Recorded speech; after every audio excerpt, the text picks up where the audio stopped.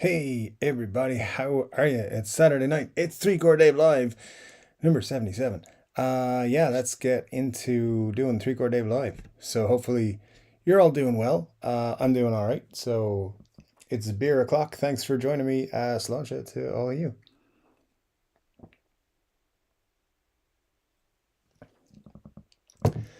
Yeah, so hopefully you all had a good week. I know lots of people did. Certain someone in Gibson got a new job.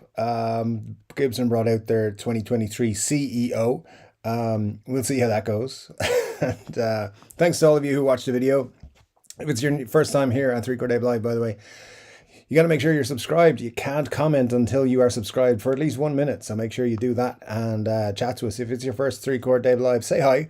There's no initiation process or anything like that, but we'll just maybe introduce you to some of the weirdos and let you know who to avoid.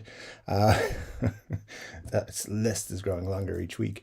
But still, yeah, what happened this week? Lots of things. Some dude in England got a new hat and he had to be like talking about it and be on TV about it. Nobody really cares. At least not where I come from. And yeah, guitars and things. So so let's get into it. Let's just talk about guitars and things for the next 2 hours. I'm sure Steel Panther references will be made and we'll all enjoy that. So great to see you all. Make sure to chat in the comments and stuff like that. And if you've any questions or ideas or thoughts, leave them in the comment section there and we'll all chat together about them. So yeah, good to see Scott is the first one here for the first time in a few weeks. He's in first, so that's good. Good to see you, Scott. And Benny's here as well. Great to see you, Benny. Jack Collins as well says, "What's up, everybody? Been playing some Stevie Ray Vaughan today. By the way, I'm from Louisiana." Yes, we are. We're always glad to see you, Jack. Thanks for dropping in. Let me ask you a question. Have you ever really tried to play 13 through 56 strings? No. Pretty much on the super slinkies all the time. So no, definitely not 13s. But good for you if that's what you're doing. Scott says the guitar needs pickup cover and rings stickers. The one on the thumbnail. Yeah, that's Paul Acoustic. We did a video about it a while ago. They're cool, but they're weird. There's definitely better ones in the couple of years, 3 years that they produced them. There's definitely a few better ones. Anyway, it does look weird, but they're cool guitars nonetheless, and they're quite pricey now. They're very difficult to get a hold of for under $10,000, I believe. Maybe I'm thinking of something else, but they are quite expensive, for sure. Cute goth cousin. Glenn, I keep telling you, man, it's hard to say. Cheers, all. I heard Dave talking about me last week. It warms my cold black heart to know that I'm not only lurking in his backyard, I'm lurking in the back of his mind. Listen, there's lots of people lurking in my backyard and in the back of my mind. So, hello to all those people in the back of my mind and the front of my mind. I'm just all over the place. But yeah, it's always great to see you, Glenn. I presume you'll be back in your regular profile in a few moments. But anyways, Richard Clark is here. Great to see you. It says, is it Saturday again already? Now I'm forced to watch yet another show about guitars. It's like Groundhog's Day. Yeah, I know, man. It's like, is it Saturday again? Like, I genuinely sat today thinking, how is it Saturday already? But it is. So here we go. Yeah, time is flying by. Let me see then.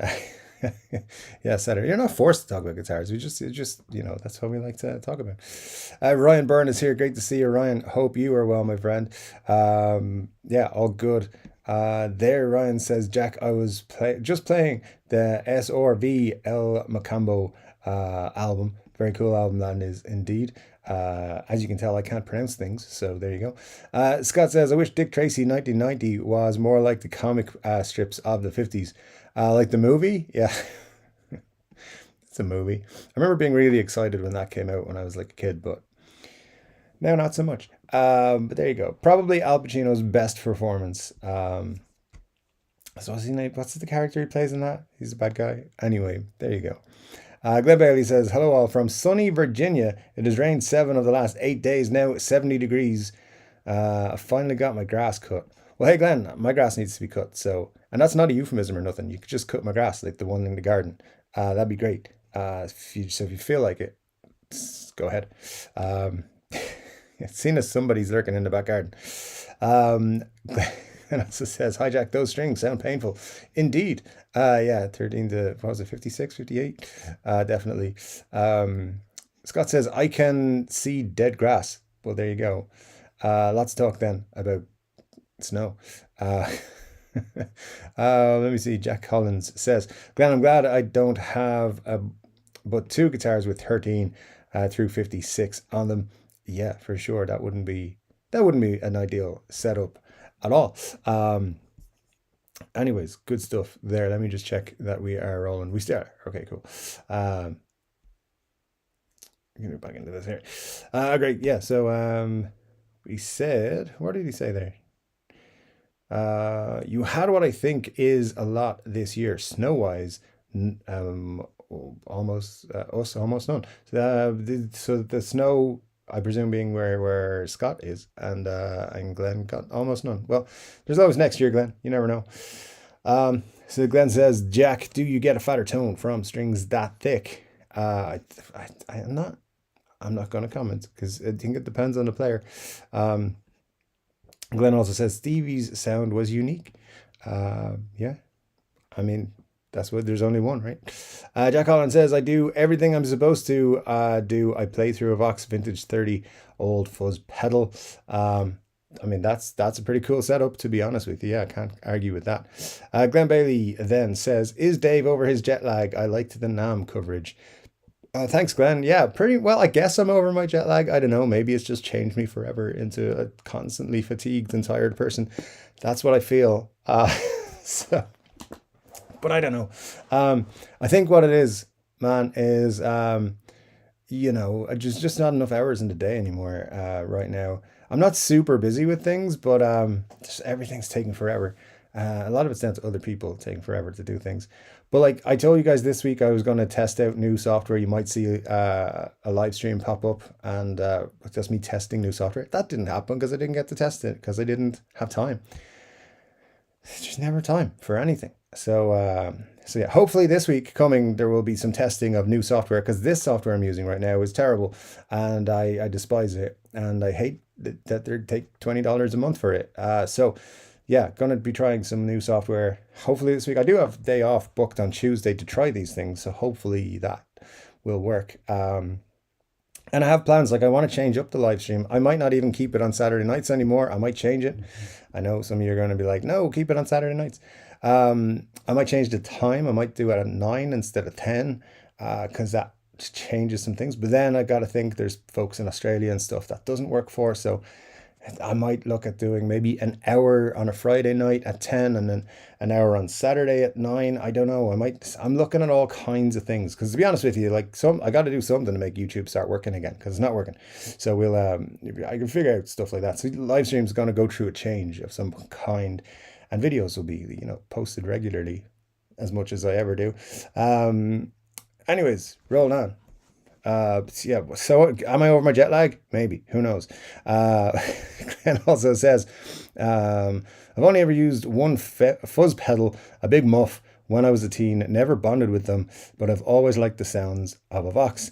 I mean, who hasn't played with a big muff? Let's be honest. It's always fun, playing with a big muff. Yeah, you get to enjoy yourself when you're... Anyway, rolling on. Guitar pedals, I mean, I don't know what you're thinking of. Jack Collins says, Glenn, I have a fuzz pedal that looks like a spaceship. I got it when I was 15 years old. I'm 54 now. And Glenn says, I'm 59. I know which one you're talking about. The fuzz face. I think that sounds like the one. Al is here. Great to see you, Al. Says, hello, gang. Great to see you, Al. Hope you are doing well and having a good day. Let me see. Jack Collins says, Glenn, I have 2 or 3 amps by Vox of Valvetronics. Very cool. And Al says, tried but got munchies last night. Couldn't stop eating the cake. For those of you who don't know, you need to follow Al on Instagram. And he was at there was a family wedding going on. That's why. So yeah, no cake for us. Damn it, Al. We're glad to have you though. It's okay. It's cool. And Glenn says, Jack, they must sound great. I've always liked the Vox tone. Hey, it's good enough for Rory, good enough for Brian May. So, good enough for us, probably, maybe, who knows. Scott says, I'm a junk food junkie when I'm tired. Weird how the brain works. Yeah, I'm just not good when I'm tired. Yeah, I don't know. I don't know why sometimes I just get super tired and I'm just good for nothing. But that's, that only happens like once a day, like 10 minutes after I wake up for the rest of the day. Uh, it's not quite that bad, but it feels like it sometimes. Glenn says the knob is on, but very wobbly. They're supposed to be sending me one. I hope that that's in reference to your Firebird. Uh, but yeah, cool. Glad you got a cool guitar for yourself there as well, man. Very nice indeed. Jack Collins says, I've been chasing Stevie Ray Vaughan tone for over 35 years. That's a long time to be chasing tone, man. Yeah, that's, I mean, hopefully you'll get it set up and get what you somewhere that you're happy with. Al says, Glenn, did you get the guitar from Sweetwater? And we'll see. And Richard says, Jack Collins, sorry I stepped out. I've never tried 13s, even when I was young. I actually use 8s and 8.5 now. Hey, 8s are good enough for Billy Gibbons. So if you're good enough for Billy Gibbons, then it's good enough for everyone else, right? And then Glenn Bailey says, my new Firebird, I touched the neck, the nut fell off. I turned up the volume and the knob fell off. I was never more afraid to pee in my life. Yes, well, indeed. If you're touching things and things fall off, that's not good. Uh, that's a nice one. I like it. Hopefully you were okay. Nothing else fell off. But yeah, that's quite scary. And Scott says, anyone new here, welcome. You'll have to subscribe. Wait for a minute before you can chat in the best chat on YouTube. Indeed, you can chat in this chat as well, which is all very good. Glenn says, I did get it from Sweetwater. The only reason I didn't send it back was I really bonded with it. It's just so comfortable and sounds great, but it didn't feel new. It felt like I've had it forever. Very cool. Hey, that's great. And listen, they're supposed to be really cool, those Epiphone Firebirds. I know Colin got one and said it was really great. Really? I mean, did he? Yeah, he did. Maybe I'm just making up guitaristas videos. No, I'm pretty sure he did, and he really enjoyed it. So I'm glad you got one too. And a nice new tripod as well, which is very cool. Jack Collins says, Richard Clark, I have Les Pauls and stuff like that with 10s on them. I also have some Strats with 9s, but on the ones without play, Stevie Vaughan only has 13 on them. Yeah, indeed, a lot of cool folks play with heavy strings. I just don't like them myself. Scott says, oh my God, the most mental hippie school bus has just pulled up in my driveway. I have to check this out. All right. Well, hopefully that's interesting. William Forrest is here. Great to see you, William. Hope you're doing well. And Matt Van Bosch too. Always great to see you, Matt. Hope all's good with you, my friend. Now let's see, where were we? I got some, I know there's some comments just dumped in on me there. There we go. Scott says, NI bus tours are desperate if one of the stops, if I'm one of the stops they have. They're looking for that guy who's on YouTube talking about the Titanic and doors from the Titanic and locks and stuff like that. There we go. Very good stuff, Scott. And if you don't know what I'm talking about, you need to go and click on Scott Bogfoot's channel and start watching his stuff. It's unique and it's wonderful. So go and watch it. Scott Brower says, sold 2 this week. Man, I nearly bought 2 this week, so I feel you. Yeah, it's definitely I don't know, it's kind of a sad week when you sell 2, but maybe if you're selling them for a reason, like maybe getting something else. That's cool. Richard says, I'm not so sure that string gauge had a lot to do with Stevie's tone. Rick Beato has a great video where several great players go through every gauge, and it's very eye-opening. I mean, Rick Beato, I've said it before, makes great videos, knows what he's talking about. So definitely worth checking that out for sure if you're looking for whether or not it'll work for you. Glenn says, I think Grateful Dead tribute band just showed up at Scott's house. I mean, hey, it's going to be an interesting Saturday if that's the case. And my knees hurt us here. Good to see you, says. New drum kit today. Lol, now to get frustrated putting it together. I have a great tip for you there. When you're putting drum kits together, get someone else to do it. Then you won't get frustrated. It's great. That's what I do. That's what I did the one time I bought a drum kit. Which I don't have anymore. It was a long time ago.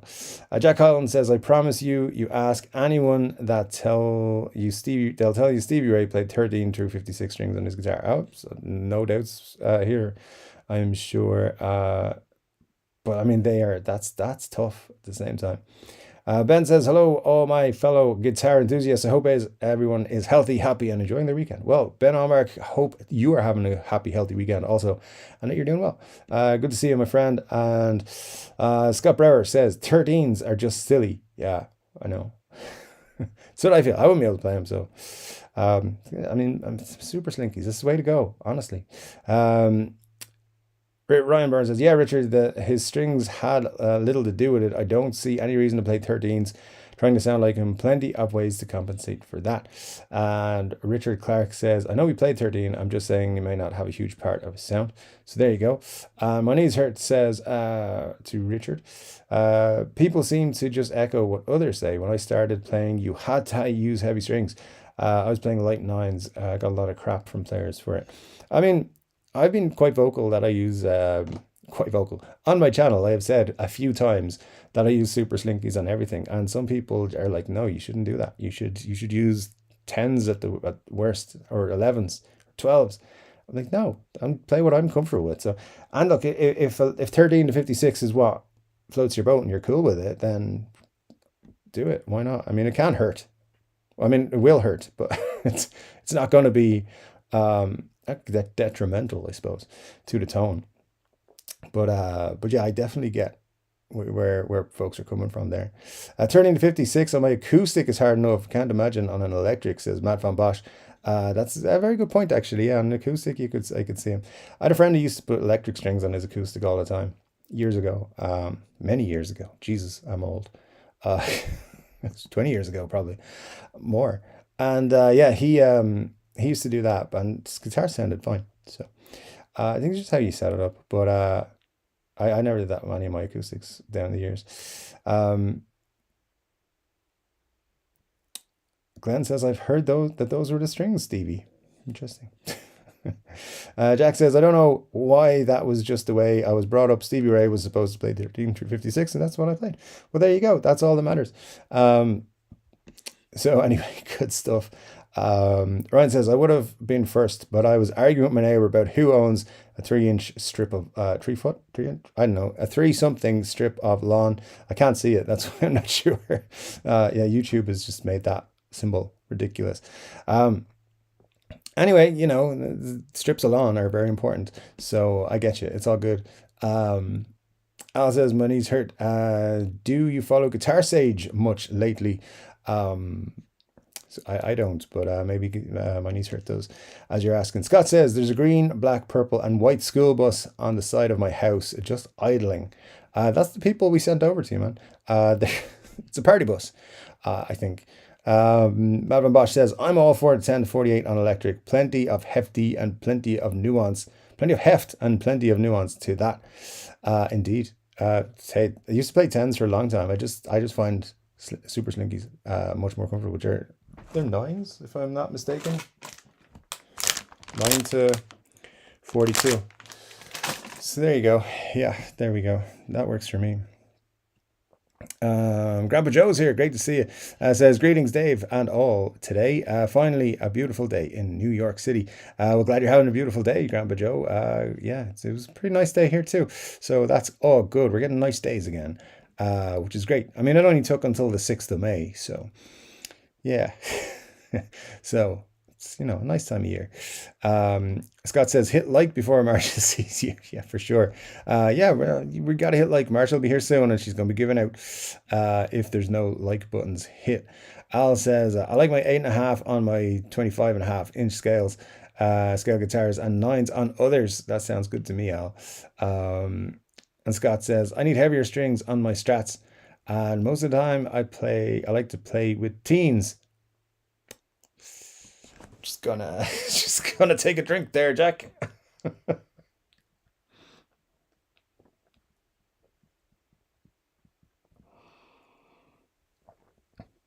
I'm sure you meant 10s, but there you go. Just be careful on the YouTubes. Glenn says, Scott, is there strange smoke odor coming from the bus? And Jack says, most of the time I play with size 10 gauge strings. See, that makes more sense and is less likely to get you in trouble with the police. So all good on that front. Scott says, no, that's me in the backyard sitting in the Toyota Echo. Well, there you go. Do they know you're there? Is that what's going on?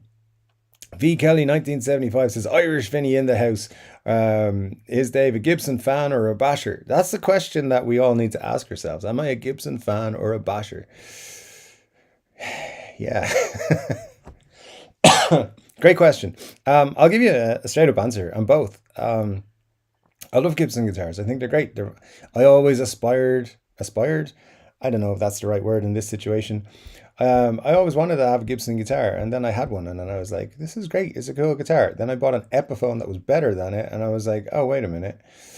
Sold that one, and now I have a Gibson that I didn't think I would like, that I love, but it's an old one. It's the same age as I am, so it's pretty old. 41 years old now, to be precise. And I'm looking to buy more from 1982 in the next year or so.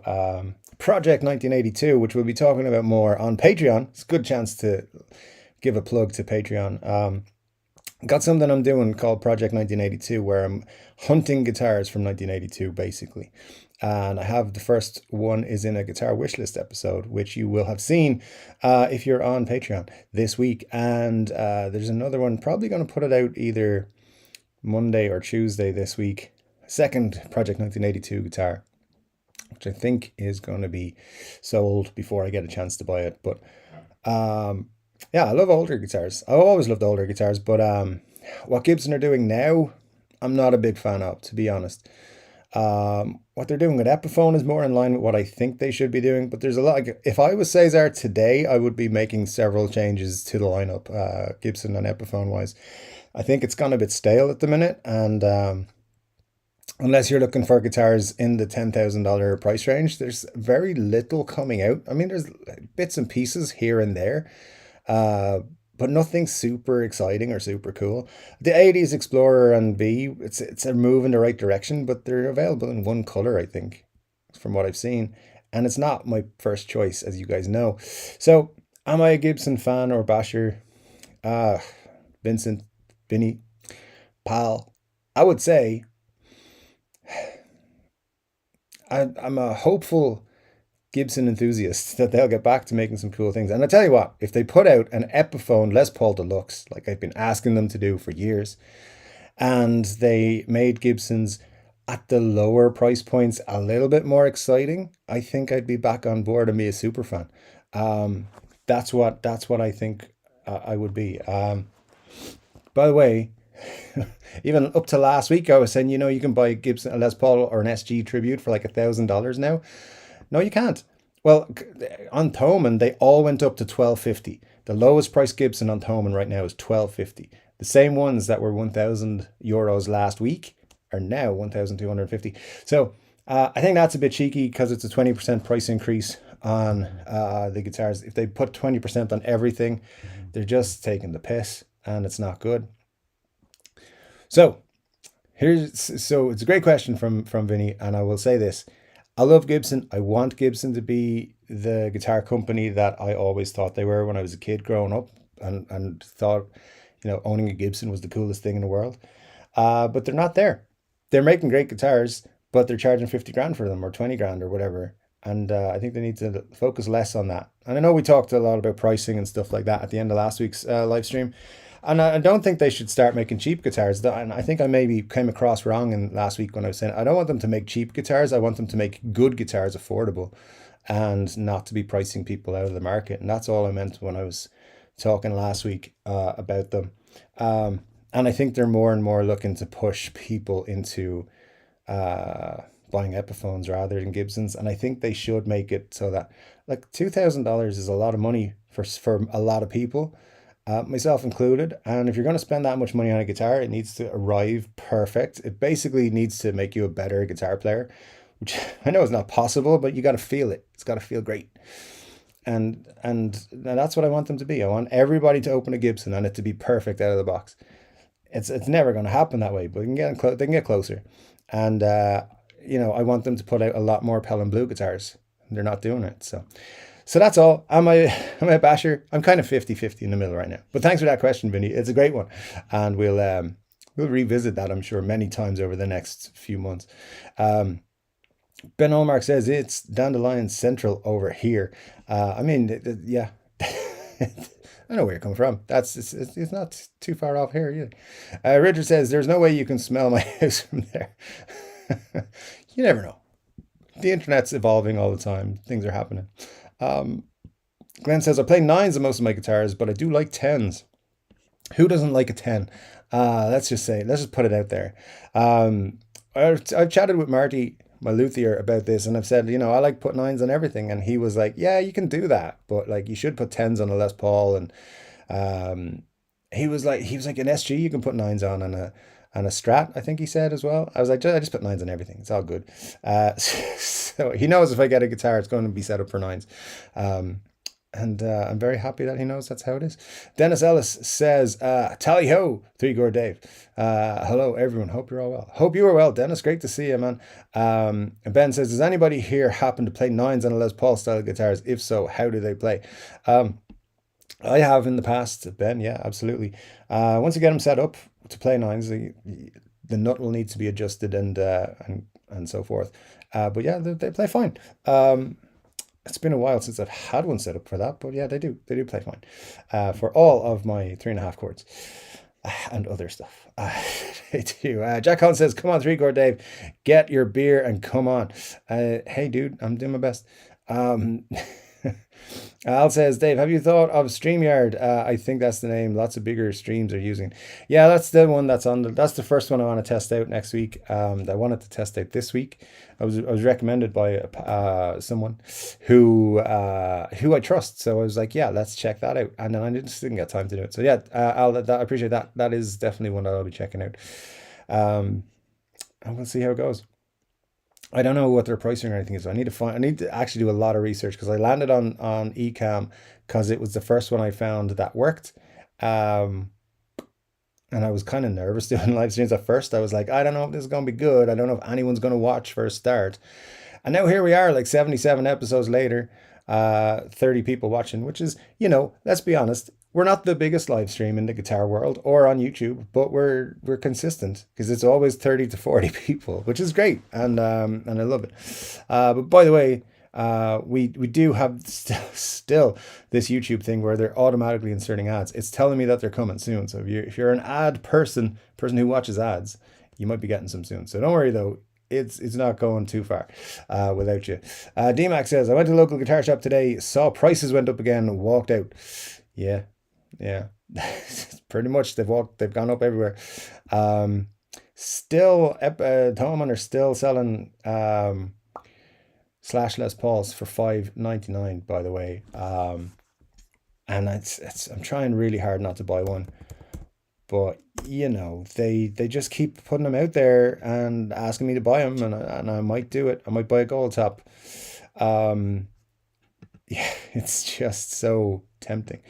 But with that being said, just in case anyone's interested, if you are going to buy one, there's a link, which is an affiliate link. I'm just straight up, it's an affiliate link because got to try and make some bank from the old YouTube.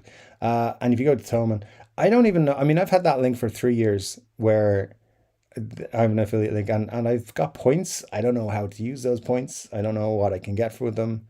I don't know if they ever will pay me out. But I and a few people bought stuff using my links, and thank you if you have. All that sort of stuff really does help out the channel and help me get enthused to do videos. But yeah, it's one of those things where the prices are going up, but these guitars are weirdly underpriced now at $5.99. So if you're interested in a Les Paul from Epiphone, you get a case and everything like that, which is you don't get with their standards. So it's probably a good way to go if you're after a Les Paul. And you can swap out the pickguard, and nobody really knows it's a slash one. Not pickguard, the truss rod cover. One of those nights, I think. Glenn says, I put nines on one of my Les Pauls. I didn't really like it. How dare you, Glenn? Jack Collins says, Glenn, I ain't trying to step on you or nothing. Tens or bests are best to put on a Gibson Les Paul. That's what Marty reckoned. Yeah, tens are, but again, if you set it up, it'll work fine.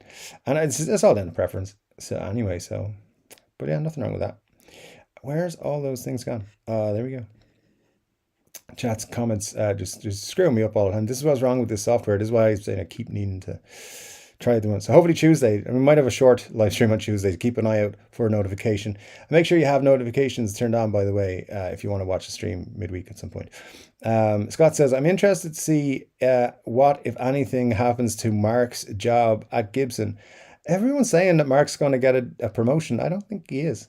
I really don't, and I don't even know. And people are, and I guess I was as well in my video, just assuming Cesar is going to be the CEO forever. His official title right now is president and interim CEO. It doesn't mean he's going to stay the CEO. They could be just putting him there until they find someone else. So, I mean, President of Gibson's a pretty good job. So, we'll see. We'll see. I think he will be made the CEO, and maybe that'll free up the presidency. I don't know if Mark's the guy for that. Nothing against them. They brought him in for a very specific reason, which is doing social content and high quality production stuff like videos and podcasts and stuff like that, and engaging more with the brand experience. So whether he's achieved everything they want him to there, I don't know. I can see him staying in his job and maybe a new president coming in instead, or somebody from within being, promoted. So I don't know. He may, but I don't think just because Cesar got the promotion that Mark's getting one, and a lot of people seem to think he is. I just don't think so. But you never know. Who knows? Maybe Cesar, if you're watching, give Mark the promotion. Why not? Yeah, I like his hairstyle. Al says, I played with a big muff. Oh, wait, you mean the pedal? Yes, it's a pedal. I love guitar pedal names. They're great. Money's Heart says, I just finally got a fuzz pedal kit put together. That works. Well, there you go. Well, glad it works. DMAC is here. Good to see you, DMAC. Hope you are doing well. Matt Van Bosch says, I can recommend the DoD Carcosa fuzz. Sounds great, plenty of versatility, and not crazy expensive. That's the key point, not crazy expensive. So yeah, that's cool. Richard says, there is no best in guitar equipment. It's what is comfortable to you and inspires you to play. And I couldn't have said it better myself, Richard. That is true. Yeah, whatever works for you is the most important thing. My knees hurt says, love me some fuzz, breadboarding distortion pedal now. Actually assembling a drum kit right now. But there you go.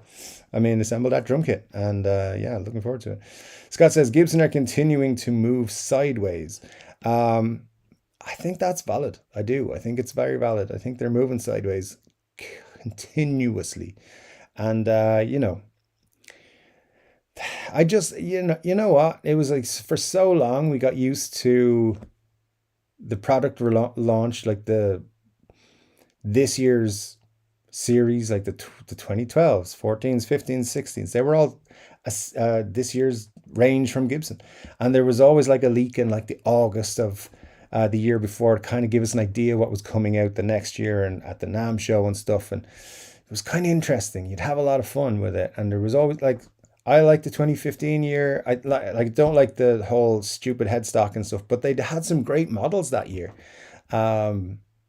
And like the Les Paul Les Plus, I think it's a great model. They should bring that back.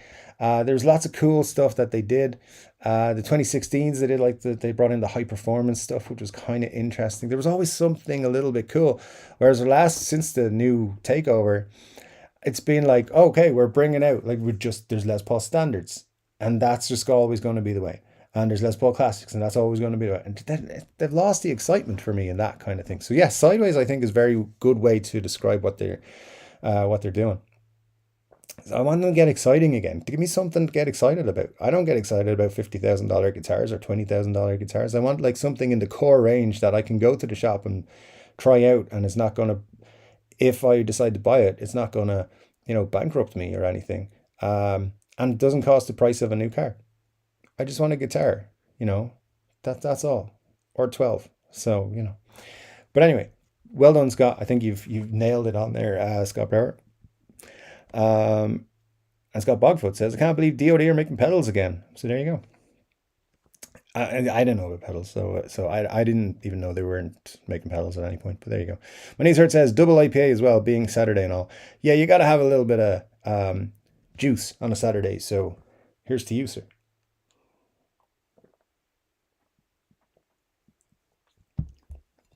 Glenn says, I agree. I only tried 9s on one of my Les Pauls and I'll be sticking with 10s.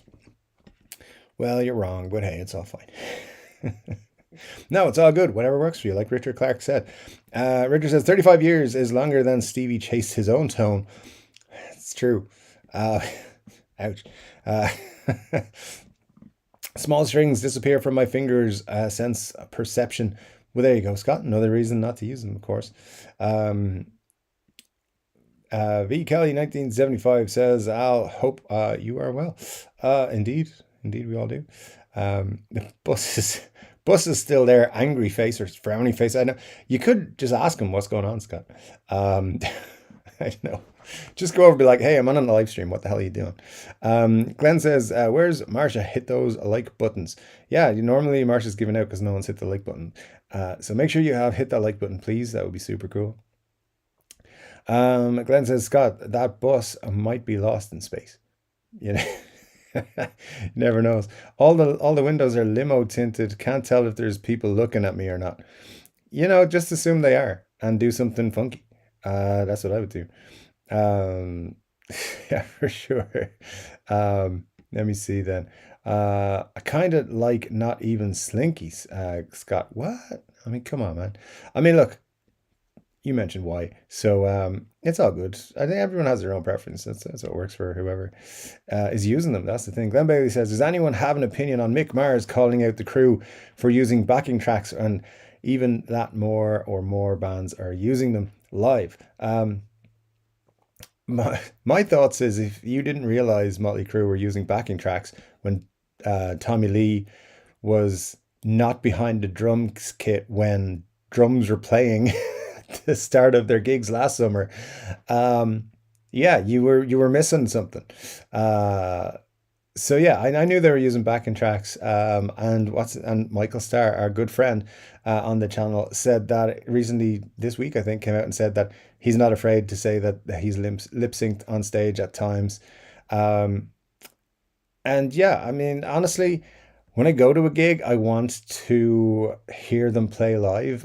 But I was talking to someone today actually about Axl Rose in particular, and having seen Axl Rose live twice.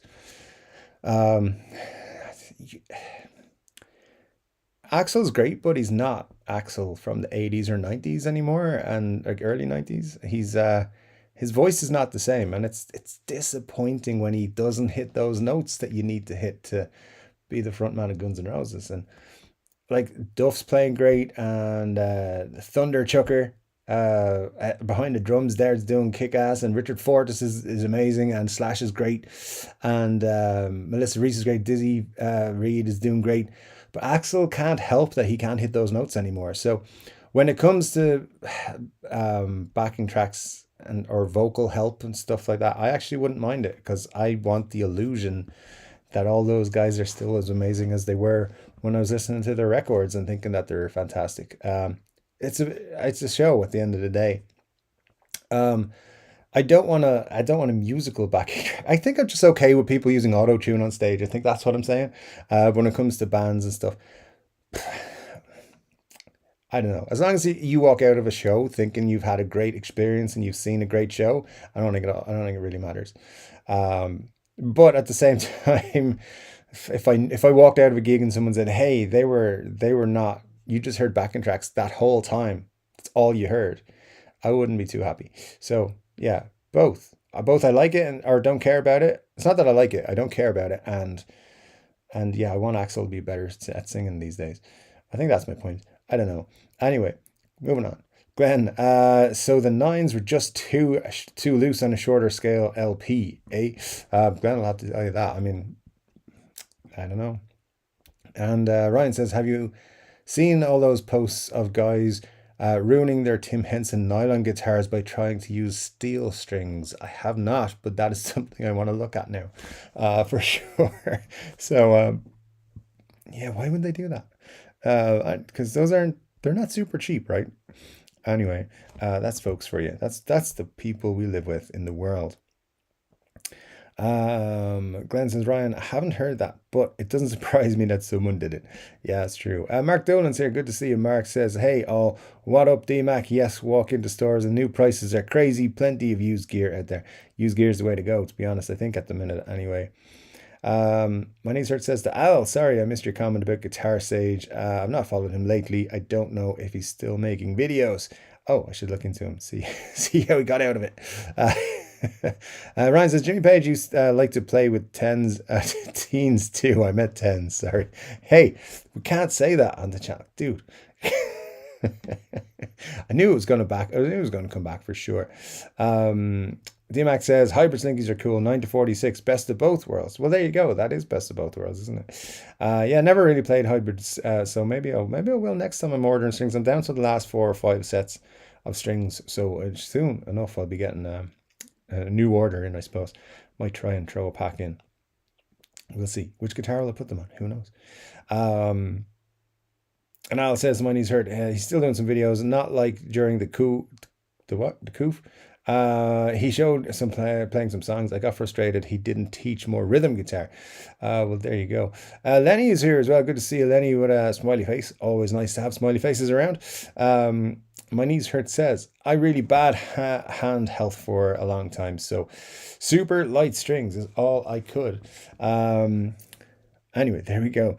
My knees hurt says, fan of Bashing and Gibson, still need that SG and Flying V though. Yeah, and that's something that, you know, I think Gibson have some very cool iconic guitars. And it's just, you know, nothing wrong with them right now. They're just a bit boring, I think. That's the thing. So Cesar, be less boring, please. Ryan says, yeah, at least 5 owners had their bridges ripped off the top using steel strings on them. That is crazy. How would you not do that? How would you not know? Scott says, Kalamazoo Epiphones in the Project 82. No, Project 1982 will only be Gibson related. I think. Right now, there's only 2 things I'm looking at for it, but there will be more, because I know one guitar, the next one I'm making a video about, is definitely gonna sell before I get a chance to buy it. Because I need to save up more money, and I've got 2 things that I'm very, like, if I had the money to buy both of them today, I would, but I can't. So I have to hold on, and that's why I'm not buying Slash guitars. I'm not buying from Tome, and I'm not buying the Eastman I've had my eye on for 6 months or so.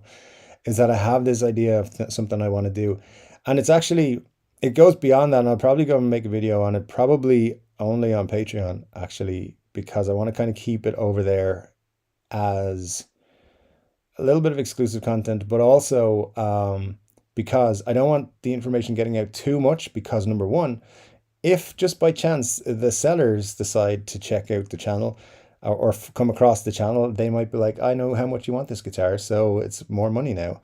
And second of all, I don't want someone else going and buying the fucking things, which is likely to happen. So yeah, because they're very nice guitars, and those of you who were on Patreon, thank you so much, by the way. It's super cool of you, and you're my favorites. But you'll have seen the first one, and I think it's really cool, and I can't stop thinking about that guitar, and I want it. But I think the other one I'm going to do a video about next, that's going to sell first, I think. And yeah, anyway, so if you want to know what it is, check out Patreon. The link's in the description of all the videos, and you can start with a free trial. And I think the lowest range that you can sign up for is just $3 a month, which is the price of less than a coffee every month. So whatever it is, if you want to support the channel, you want to support me, and you want to find out what Project 1982 is, join Patreon this month. Yeah, I'll be revealing more in the next week about what it is. But pretty much, the first video tells you a lot about it, really. It's these guitars from 1982 that I'm kind of digging. But no Kalamazoo Epiphones, not yet. But great question. Scott Brower says, bought a PRS Hollow Body 2 Piezo 2 days ago. Makes my SG look like it was manufactured by cavemen. See, there's conflicting thoughts in my mind here, because I do love PRS, but you've also said something negative about an SG, which is not my favorite thing. But I get where you're coming from. PRS hollow body 2s are beautifully made guitars, and the piezo ones. Where did I see doing a special deal on those recently? Was it Anderton's? Somewhere, very tempting. There's some great deals going on. So yeah, actually, very cool that you got one of those. That's awesome. A little bit jealous, to be honest. They're cool. Ryan says, I saw a beautiful Factory Burst or 9 VOS today at L&M. It's my birthday on Thursday, so I don't know. Well, Ryan, happy birthday for Thursday. And yep. R9s are great, you know they are. So not going to say anything too much to push you towards it or anything. But as long as you don't, buy my Project 1982 guitars, we're still friends. My niece here says, I want an SG for one reason, where the waist of the body is 100%. How they sit in my legs. I only play sitting down. SGs are great for sitting down. That's just I love playing an SG. It's so much fun. They're so light and comfortable. They're probably the most comfortable guitars. Yeah, I would think so. For me, anyway. So I love them. Ben Allmark says, Ryan, I just put a deposit on one in the same Factory Burst. Well, there you go. Good to know. Scott Bugfoot says, what exactly is Factory Burst? So lots to learn. Yeah, I'm sure you'll see. SGs are awesome for that, says Scott Brower. I agree for sure. Ryan says, nice band. I may do that. It's already dropped in price to 8,000 Canadian dollars.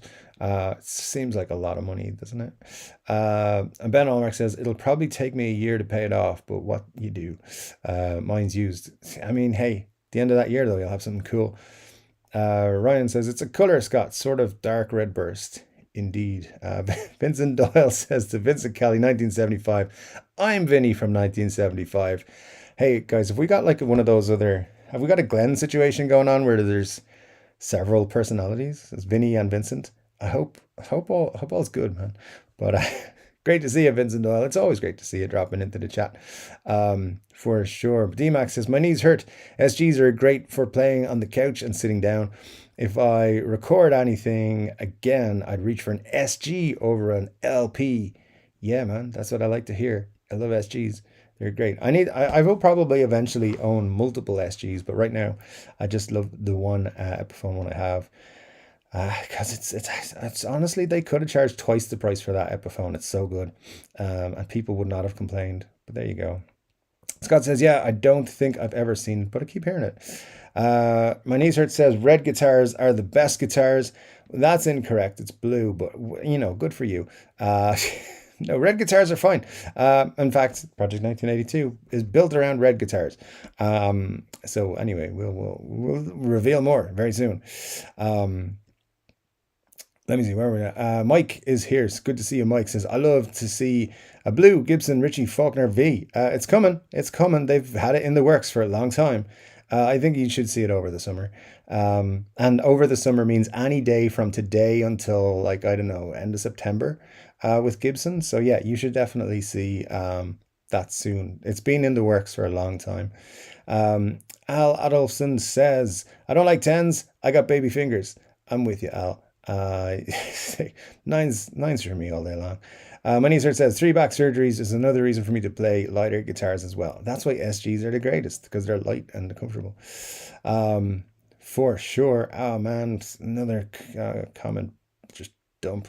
There we go. We're back. The Gibson pricing does seem to be getting out of hand. Murphy Lab, etc., is showing what people will pay and is pushing the price of the entire range. That's from Matt Bombosh. Yeah, it is Matt. And as well, the Epiphone prices. The fact that they can't make enough Adam Jones Epiphones at $12.99 or $14.99, depending on where you're shopping. It's kind of giving them the green light to keep pushing those prices up. To me, it just makes me want to more buy what do you call them? Like used guitars. And I think it pushes me more onto reverb and buying guitars from the 80s and 90s. I mean, I know Casino Guitars made a video recently saying their 70s and 80s guitars are getting more expensive now. I watched that video this week. And that's true, but they're actually kind of on par with new guitars or cheaper than new guitars in a lot of circumstances. So why would you buy the new ones? Even though it wasn't the best era in Gibson's history, in particular, Gibson in particular, um, there I find like that you know what you're getting, and they've probably been adjusted and set up and worked on, and you're probably getting something in good. You're getting something in good condition, good playable condition. Anyway, I would imagine, hopefully, and possibly better specs as well. So anyway, it's all good. Where are we now? Scott Brower says, "You're not the biggest live streamer, Dave, but you're our guy." I appreciate that, Scott. Yeah, absolutely. And that is why I keep coming back because it doesn't matter to me if there's 30 people or 30,000 people. I'd still be here. And it's the best part of the channel for me is having the live stream. So I do love it. Al says, "I signed up for YouTube Premium since I watched YouTube and not watching much other is it Tube? Yeah, it's yeah, I watch a lot more YouTube now than I do regular TV. So yeah, YouTube Premium kind of makes sense. Same as Spotify. Like I listen to Spotify a lot. To me, it's worth not having ads because I fucking hate those stupid ads they put on Spotify. But that's just the way it is. I don't work for Apple anymore, and they didn't give us free Apple Music anyway. We got everything else, but not Apple Music because they're pricks. Uh, there we go. Let me see. Scott says no ad yet. Yeah, just because ads are turned on. Sometimes you just won't get ads. Like YouTube will shine on you and be like, "You're not getting ads this time." Um, so there you go. So hopefully you'll get one next time. I say that as in I'm someone who wants to make money on YouTube. Empire says 11s on Les Paul type guitars and 10s on most Fenders. If that works for you, man, that's all good. Yeah, absolutely. Matt Van Bosch says the Slash Epiphones are looking more reasonable. Can't believe the price of the latest Adam Jones as a comparison. That's a very good point, actually. Yeah, $599 for a Slash Epiphone Les Paul versus $14.99 on Thomann for the latest Adam Jones. It's literally, well, just under a third of the price of the Adam Jones. That's ridiculous. It's actually the best value Les Paul, actual Les Paul, on Thomann right now from Epiphones. I don't know. There's a very good chance I'll buy one, guys. I don't, and I really don't want it, but I still probably will. Anyway, Al says, "Sorry, I just can't stand listening to Mark. Too much a kiss ass." I mean, that's his job a little bit, but yeah, I get you. He's not everyone's cup of tea. I used to love him when he was on Guitar Today. I used to love that show. When he was on it, I thought it was great, and then when he left, I thought it went downhill very quickly. Even though Lemo's a much better guitar player, but there you go. Vincent says, "Why is everyone obsessed with the CEO of Gibson? Name the CEO of Fender or Dean. Who cares? The CEO of Fender is Andy Mooney, and the CEO of Dean is fuck. I can't remember, but he's a dude, and it's a dude, isn't it? Anyway, yeah. Why is because generally it's thought that the CEO controls what comes out. Um, so, for example, people look back on the Henry J era, and it was like Henry J was doing all these things. People kind of forget about everyone else who's involved in the process of designing and working and bringing out these guitars. It's all put on the CEO. So, like, people will look back on the JC era and be like, he brought Gibson back to making $50,000 guitars, and all that sort of crack. And that's why. But there's definitely too much of a thing being done on it on YouTube. But unfortunately, and as I know I made a video about it, you have to follow the trends if you want to get some views, and if you want to get anywhere on YouTube, you kind of got to keep getting the views. And sometimes I don't follow the trends, and then I don't get the views, and then I'm like it becomes like you lose all your momentum on YouTube. So you have to kind of do the thing when you're small. So, anyways, that's why. That's why. But I do get your point. I do on that one. Because really, as well, none of us know what they do day to day. So, good point though, Vincent. But there will probably be more videos about him. So keep an eye out for those. I won't be making any more. That's just the one that I did. So there you go. Scott says, "Yay, the bus is leaving." Well, there you go. It's all good, hopefully. Glenn says, "Agnesi hasn't fulfilled his obligations yet. He hasn't got me to buy a $400 scarf yet." I mean, look, You're going to buy those $400 scarves. If you're going to buy merch, don't buy $400 Mark Agnesi inspired Gibson scarves. Buy Chord Dave merch with this lovely dude on the t-shirt, and it says Chord Dave on it. Just in case you want to get a better look at such a thing. Here's the righty version. Yes, if you're right-handed, buy this shirt. You will love it. It's got my face on it. Well, this animated version and a green guitar. You will also, if you're lefty, buy this one, which, as you can see, is exactly the same but flipped to lefty mode. You can get lefty and righty on the mug. There you go. Lefty on one side, righty on the other. And you can buy a sticker. Stick it on things. That's what you do with stickers. Links in the description below to the t-shirts, and that'll take you where you can buy the mugs and the stickers. And yeah, so don't buy $400 scarves. Buy Chord Dave merch. That'd be great. Thanks for the segue, Glenn. I appreciate it. Scott Brower says, because the company is poorly run, that's why. Rolling on. Don't disagree with you. I'm just rolling on. Glenn says, I think it's because they're hoping Gibson will start moving forward and not living in the past. Strong words, Glenn, and strong words that I fully believe in. Marv says, hey, sorry I'm late. I have a new aide here because mine had to rush to the hospital because her husband had a heart attack. Well, that is not good. So we're glad to have you here, Marcia. I hope all's good. This woman only speaks Spanish, so I may not be as chatty today. A lot of pointing today. All right. Well, Google Translate is always a good tool. Hopefully that'll work for you. I don't know. But hey, all the best, and we're glad to have you, as always. Al says, all guitars are from the past. Anytime something innovative comes out, they don't sell and go out of business. Al, are you saying Robo tuners were not a success? Is that what are you trying to say that? Because I think they were a big success. Not for Tronicle, who Gibson didn't pay for them when they were supposed to. But hey, that's a whole other story. I don't know. I should make a video about that, actually, because it's a fun story. It's not. It's just Gibson hired someone, didn't pay the bill. What else can you know about it? Yeah, put them out of business, I believe. Anyways, it's all good. Yeah, look, I get what you're saying, but do something interesting. That's what I want Gibson to do. Do something interesting. They're not doing interesting things for me. Not really. Marcia says, Al is right, but there's no reason they can't appeal to both sides of the coins. Well, that's an interesting way to put it, for sure. Glenn says, Scott, go to the bus and have them all hit like and subscribe. Yeah, Scott, there's 20 people on that bus. Come on, we need the subs, man. Trying to get to 10,000 before I die, which is taking a long time, but we'll get there. And then, hopefully we'll just take off from there. Marcia says, I mean, they can't appeal to both sides. They should appeal to both sides. Andrew Collins is here. Great to see you. Says, Harley Benton makes pretty nice guitars. I agree with you, Andrew. I like Harley Bentons indeed. Scott says, I didn't want to get kidnapped by hippies. Why? Those are great adventures.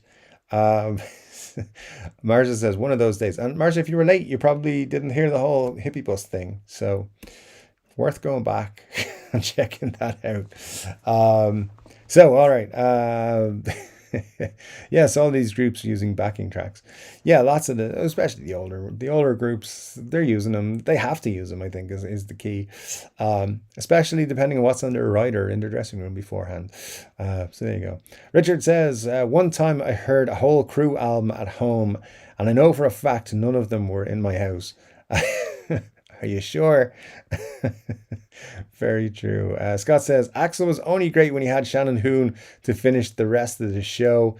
That's not true, man. Axl was great. Axl's one of the greats, I think.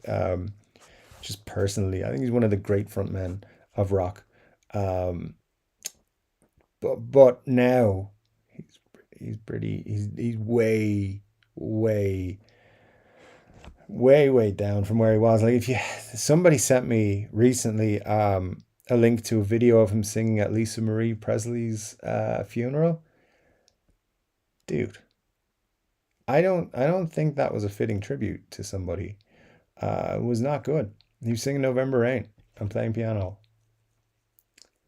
Yeah, it wasn't good.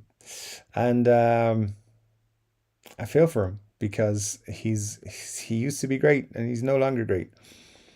But hey, what can you do? That happens to all of us, I suppose, in terms of singing. But yeah, backing tracks stuff. I don't. It's a thing. Marcia says, "Have we talked about Aerosmith retiring? No Joey playing. I tend to think they have to retire.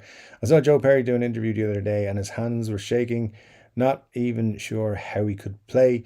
Um, I love Aerosmith. I think they're great, but yeah, they're getting there, man. They're so advanced in years. Steven hasn't been the same in a long time, and I don't think you can trust him to do a world tour, or to keep doing anything. Like in terms because he's never lately it hasn't been good for them to do that. So it's sad that they're gonna, but it's also right that they're gonna bow out.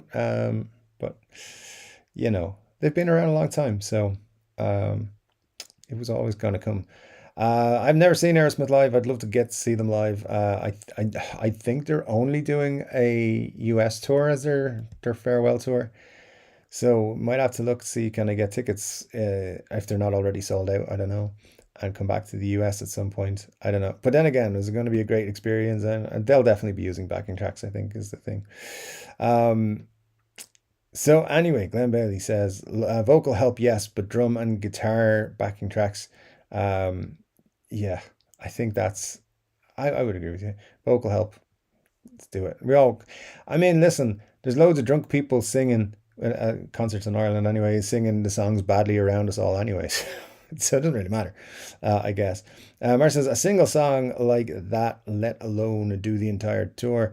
In terms of Joe playing, yeah, I mean, dude's had some issues. Glenn says, Brad Whitford said a few years ago he couldn't go on much longer. Yeah, definitely, definitely. Dennis Ellis says, I played Fender 150L strings for years, 10 to 38, went slinky, then super slinky, pinky. When they came out, Strats, Tellies, and LPs. Dennis, you and I, my friend, we're on the same page. Richard Clark says, Duff and Slash are still very close to their 90s level, but you got to keep up your chops. Richard, that's true. And I'll tell you what, right? I've seen Slash and Duff almost every time they've come to Ireland in the 2000s. They play in various different bands, like with Velvet Revolver, Duff with Loaded, Slash with Miles Kennedy, and the Conspirators. I've seen those two in separate gigs loads of times. And what I will say is, Slash is playing better now in Guns N' Roses than he did in any of the Velvet Revolver times I saw them play, and any of the, well, kind of on par with the something Miles Kennedy stuff. But when he is, because he's the boss of those shows, when he's at the Miles Kennedy and the Conspirator shows, he's a little bit looser. Still plays great, but you can tell he's definitely keeping it a lot tighter. And I think he's playing great. I think he's playing some great stuff right now. So Slash for sure, I think is keeping up his levels. Duff is just always Duff's the man as far as I'm concerned. And but yeah, and the other guys, I think Richard Fortus is great. I wouldn't be too pushed to replace him, even though I'm a big Guns N' Roses fan, and I'm big and I love the time Izzy was in the band. Izzy doesn't want to be in the band, so he doesn't have to be in the band. It's great. Dizzy Reed's great, and Frank Ferrer I think is a great drummer. So that's all I'll say on that. But anyway, it's all good. And if you like Guns N' Roses, they're still worth going to see. Maybe not much further because of Axl's voice, unless they start using some vocal help, which I think he should. Amar says, "Oh my God, people wrecked their Tim Hensons with steel strings. Is that why they keep saying there are QC issues with the bridges and nuts developing divots? It must be." I didn't heard that, so yeah, it must be. Sounds right. Scott says Aerosmith were lucky to have Eat the Rich album. Without that, they would have died figuratively before 1995. Maybe. Al says Tim Pierce is playing nines. He used to play 10. More fuller for studio. Now he's even thinking of moving to eights. There you go. Marcia says, Dave, the going price for a TOD 1010N is $699 plus tax without asking for a discount. This price is $1,200-ish. The electric is like double that, I think. TOD 10. The what? She's not putting that together. I don't know what it is, but let me come back to that because it's brain not work good right now. My knees hurt says I don't care if crap. Stop dumping comments when I'm reading stuff, YouTube, you pain in the ass. Aerosmith, there we go.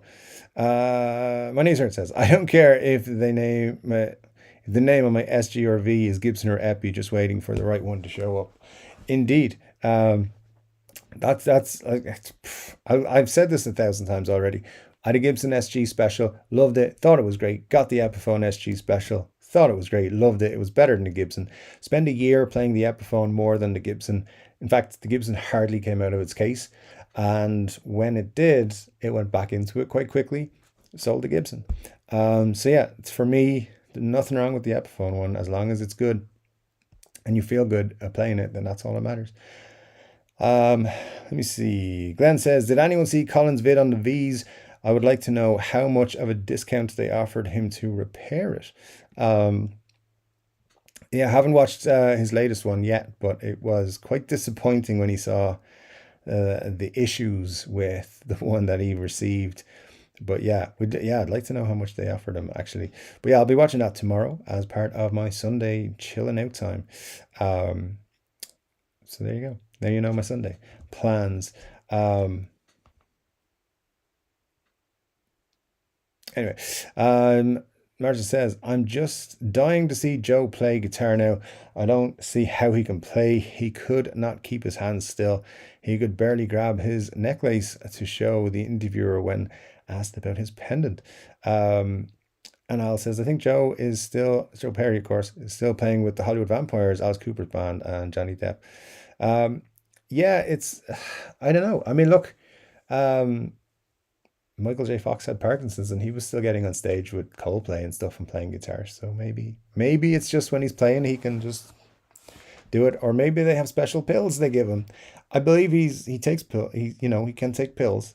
So I don't know. But maybe there's something he can do. Benny says, that's sad to hear. Yeah, indeed. And Glenn says, my fingers hurt when I wrap them around a guitar neck. The pain goes away.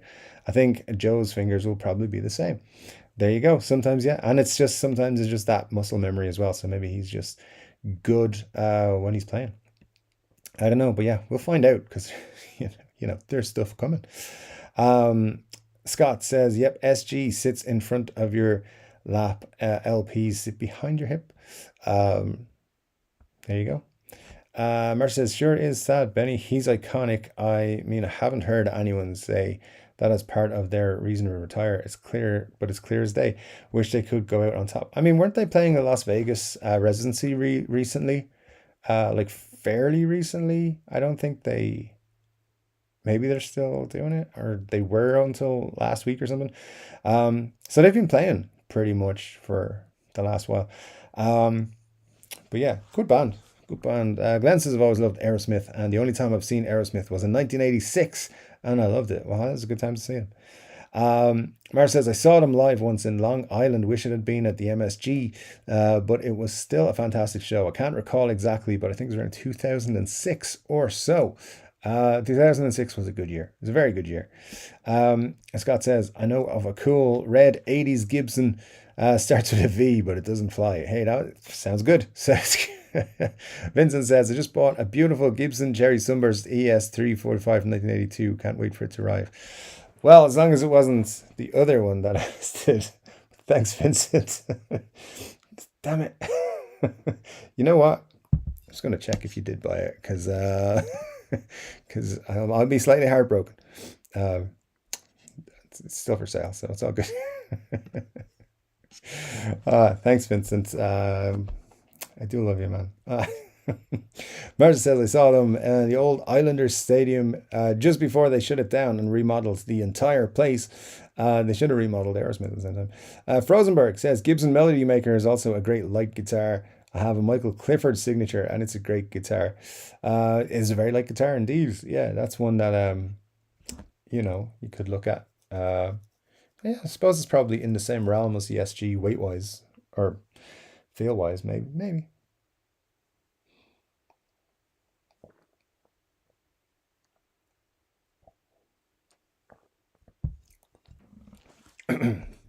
DMAX says I have a 1999 Mexican Fender Tele Standard.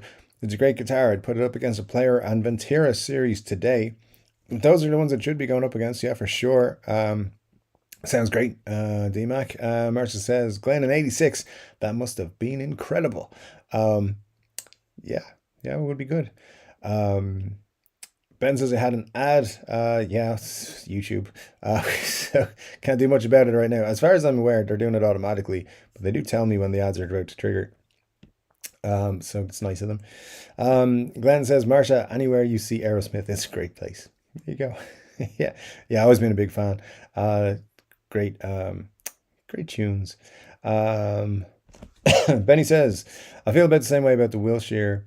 I feel the same way about my Wilshire that you do about your SG. I keep thinking it costs more, and then I remember I got it for under 400. It's stupid good for that price, which is great. And I think it goes to show, just like with some tweaks, they made some very cool guitars from Epiphone recently. So see, they have the ability to do really cool things.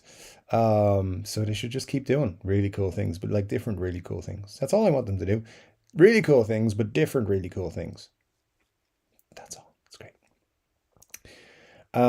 Glenn says 86 was their comeback. The fighting stopped and they started playing again. Fighting never stops. From, but it's good. They were playing again. That's all that matters. Ryan says Lemo is a better player, but has zero personality. Yeah, yeah. Let's say less personality. Let's just say less. You're not far off. Glenn says I've only had one ad so far this week. Cool. There's probably another one in 17 minutes, so just be aware. Nella says, gotta check my notification settings. I keep missing so many live streams. That happens from time to time. Folks have told me that what you gotta do is go in, turn off the notification bell, and then turn it back on again. And then it just kind of refreshes that you want to get notifications from the channel. Don't leave it off too long. Just turn it off, turn it straight back on. There we go. Scott says green Kool-Aid has more personality than Lemo. I mean, he's not that bad. He's not that bad.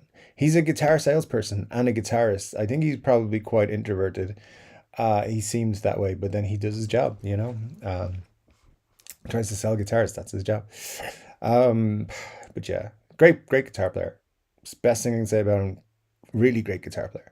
Richard Clark says, how much personality can you have when your name is Lemon? 4, I think. Al says, Brett Mason just put out on Instagram that his studio sessions where he's playing a Slash Epi from 2000s, all stock parts. If he can use an Epi, who am I to complain? That's a great point, Al. Yeah, I mean, those I liked those Slash Epiphones from the 2000s. They're some super cool models that they put out. But yeah. Some cool stories about those, but hey, it's all good. But yeah, hey, Brent Mason's using one. That's pretty cool. I didn't know that. I didn't see that one yet. Al says it's about sound, not headstock. That's true. Just really hate that old Epiphone headstock though.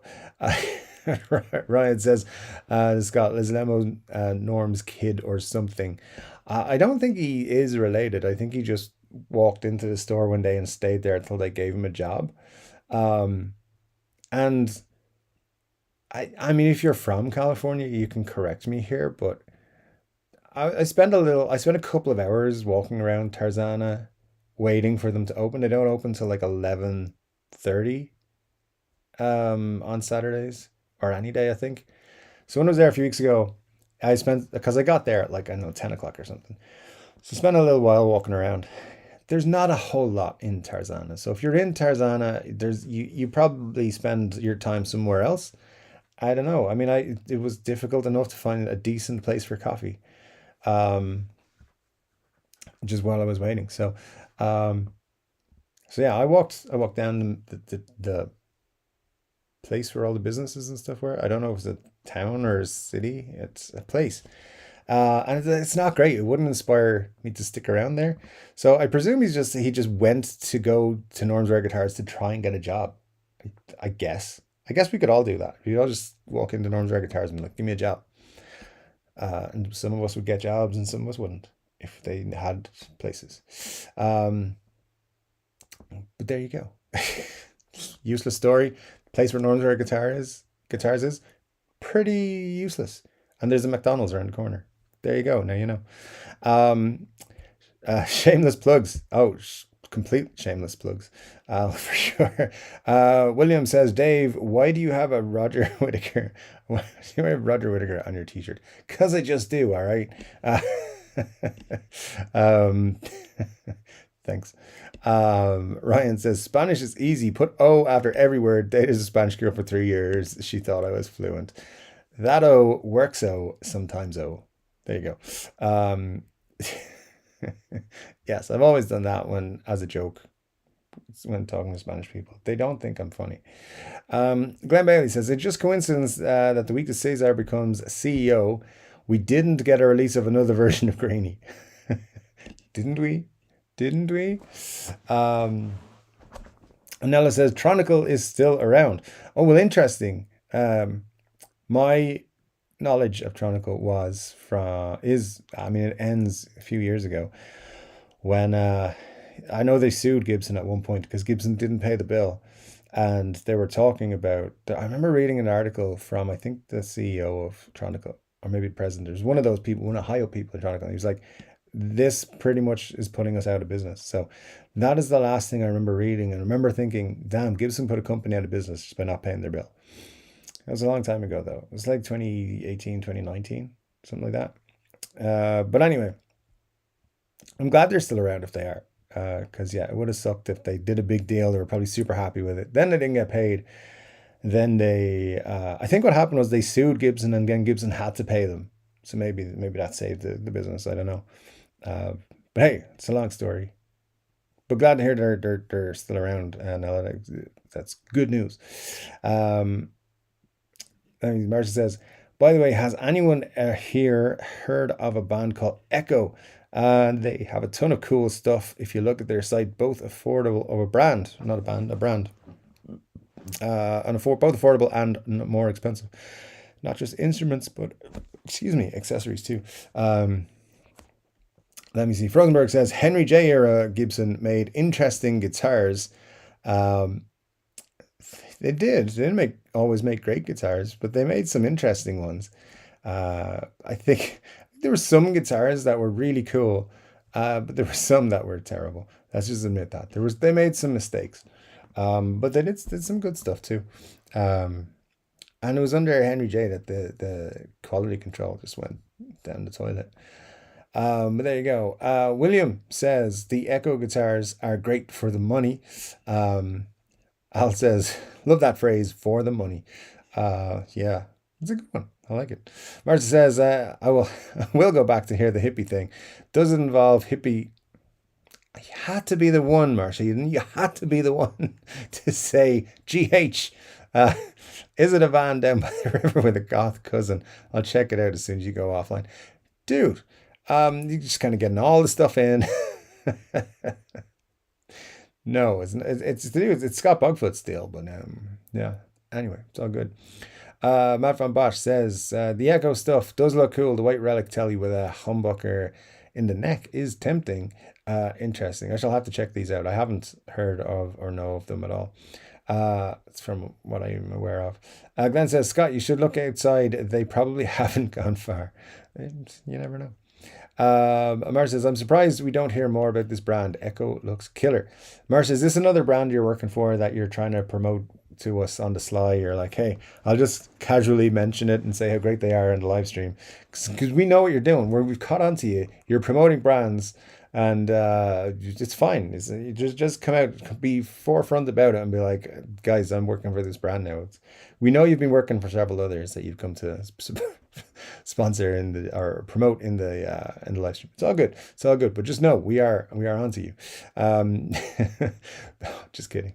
Ben Allmark says, "Man, was Shannon Hoon ever special? Blessed with such amazing talent. Sad ending though. Soup is one of my favorite albums ever. I mean, Shannon was great. Yeah, absolutely. No argument here." My niece Hurt says, "I feel that a lot of modern current shows have been using pre-recorded songs. I don't think it's impossible. Yeah, for sure." Benny says, "I saw Andy Guitar Geek's Echo vid. I haven't watched Andy for a while. I don't know why. I just don't get recommended his videos enough. That's why. Um, so yeah, but yeah, he's a cool YouTuber. I do like his videos when I do watch them. Always enjoy them. Um, Let me see. Where are we? I've got a lot. Oh, yeah, there we go. Michael Trask is here. Good to see you, Michael. Hope you are doing well, my friend. Glenn says, Marcia goth cousin was in Dave's house and Scott was partying with a bus full of deadheads. I mean, that's one way of describing what happened here earlier. Moneyzert says, I saw Aerosmith 2 times on the Nine Lives tour. Very cool. Scott says, Dave, what do you think of the online pay-per-view concert events like the Megadeth in Japan? I think a few months ago. Um, I'm not against it, as long as it's done well. I remember, well, just obviously during the pandemic-y times, yeah, I paid for a couple of shows that were on. Joe Bonamassa at the Ryman, paid for that, and something else I can't remember. But yeah, I mean it's a good way of supporting artists, I think. And like I've bought DVDs over the years of live shows, and I think a lot of people, like, obviously not in recent times because I don't know if they're still doing that. But yeah, like I have over the years, especially of shows that I'd been to, weirdly enough. But I think it's great. I think as long as you get a recording when you buy it, and there should be some other perks as well. But I think it's fun enough. Like I wouldn't be against it. Um, Ben says the first time I saw Aerosmith was because I wanted to see the opener, The Cult, but the headliner blew me away. Went saw them again after. So awesome. I mean, Aerosmith will blow you away. They're pretty cool. I don't know how good they are nowadays live, but I'd imagine it's still a fun show. Scott says, I think Slash has been focused on his legacy for the past decade or so. I think that's a very fair comment. I think he is and has been. And it's good that he's still able to make those decisions. Because if you've read his autobiography, it's a fucking miracle that dude is still alive. But anyway, how he survived the 80s and early 90s, the entire 90s, lucky. D-Max says, Aerosmith at their residency show a couple of years back in Vegas. Solid show. Very cool. Yeah, glad it was a good show. Marsh says, when I saw Aerosmith, Cheap Trick were opening. May have been another band too, but I don't have to look back at my picks. But I'd have to look back at my picks. There you go. Scott Brower says, Run DMC saved Aerosmith. Definitely brought them to the forefront of people's minds again, for sure. Michael Tweska says, I saw Kiss and Aerosmith years ago. Great show. That'll be a fun show. Yeah, that would be good. Would be cool. Richard Clark says, yeah, Duff is my guy. Izzy was a huge part of making the first album what it was. We wouldn't know who GNR was if he wasn't there at the start. I agree. Yeah, but I don't know. I think a lot of people don't realize is Izzy doesn't want to be part of Guns N' Roses. And like anytime I've gone to a Guns N' Roses gig, or I've been talking to Guns N' Roses fans like myself, like I would class myself as a super fan of Guns N' Roses, because I do. They're like my favorite band. But like people are like, oh, it's not Guns N' Roses unless Izzy's in the band. Izzy had the offer to join the band. He didn't want to. He doesn't feel comfortable playing in that band, especially on a tour basis. So you got to respect that. But yeah, he definitely, like, you can't take away how important he was to the first album in particular, and the second albums and recording wise, because of course Gilby came in then after the recordings were already done, or most of the recording was done. I think all of it was done, right? Ryan is correct, says Izzy had great solo work. Indeed, some of his solo stuff's very, very good. Marcia says, Run DMC and Aerosmith both didn't want to do the collab originally. Interesting. Yeah, I don't know the full story behind that, but I'm sure that's true. Glenn says, yes, Brower, I love Aerosmith, but you are 100% right. It brought them back from the dead. Izzy and the Juju Hounds. Yeah, something like that, wasn't it? Marcia says, Dave, the DOD 10N. It's Tim Henson's acoustic. Ah, okay. Only Ibanez model number I can recall because I've heard it so damn much. Ibanez model numbers make zero sense, but nobody knows them. See, model numbers, I'd be like, I don't know what you're talking about. There you go. Good to know. Ryan Burns says, I forgot what it was called. A friend gave me some tapes years ago. It just said Izzy. Yeah. Yeah, I did some very good stuff though. Yeah, definitely worth looking up. If you haven't heard it, Izzy's solo stuff. I think it is the Juju Hounds. I think that's what his band was called, or his group for the solo stuff. Scott says, do you think acts are forced to go on because they don't have the taxes? It will eat away their savings. Probably not. I think bands like who've been uber successful, the likes of like the Aerosmiths and the Guns N' Roses and the Crews and stuff like that. Like, yeah, they wasted a lot of money, but they make a lot of money, and they just need to get, like, for example, I know Duff went into he went to college to learn how to manage money, and then was able to tell the rest of the folks in Guns N' Roses, this is what we need to do with our money. So they are all financially set. They don't have to tour anymore. They don't have to make records. It's just what they do. And they love it, and that's why they're doing it. And I think once they stop loving it, they'll stop doing it. So yeah, and I think once you got good investments and stuff like that, you're probably fine. Don't put all your money into crypto. Some of the coins, don't put it all in Dogecoin or anything like that, and you'll be fine. But no, I think for majority of the last 20 or so years, those bands have cleaned up their finances. So I think they're mostly all right. I would hope so. Ryan says, maybe Scott, but I would think royalties would help. That's true as well.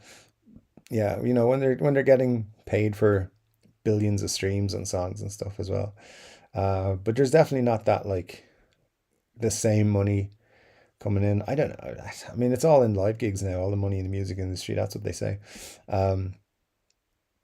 Ben says, Scott, in my opinion, taxes are going to eat away there and everybody else's savings anyway. Yeah, taxes are the worst, man. Dude, all the comments are dumped in again. Where was I? Yeah, there we go. Now says, Epiphone 58 Flying V, trying to decide which color to get, ebony or olive drab green. Personally, I would go with olive drab green. I think it's a much nicer color on a guitar. But hey, don't let me swing your vote, because that ebony one is like the last one I'm choosing. Ben says, they're coming for all the MFers out there. Yeah, they are. Oh yeah, well there you go. It's true. You can't avoid it. And Glenn says, no, I love black guitars, but for the V, go with the green. See, even Glenn agrees with me that I'm correct. Michael says green all the way. So there you go. And My Knees Hurt says, buy any color V and sand it to the raw wood. I mean, that's one way of doing it. Yeah, you can have whatever you want. There you go. Now, so they're probably the same company with different identities. As for what Zounds and American Music Supply, you never know. And Glenn says, black Vs have been done to death. Go for the green if you're going in that direction. Leaning toward green. He says, no, good stuff. Go with green. I like it. Glenn says, I like the green ones I've seen online. I may buy a green Firebird. I like the burst, but but green interests me. Green is a nice color. I like it. Very patriotic for my country. Nella says, I love the burst on a Firebird. And Scott says, are the new non-traditional modeling amps Vox's forte? That's a great question. I have no idea. Is the honest answer for me on that one anyway. Glenn says, Marsha, Dave mentions Steel Panther in the first 4 minutes of the stream tonight, so scolding you was uncalled for. But I said Steel Panther. I didn't say the other words. And also, I wasn't scolding nobody. I was just saying, don't be doing it.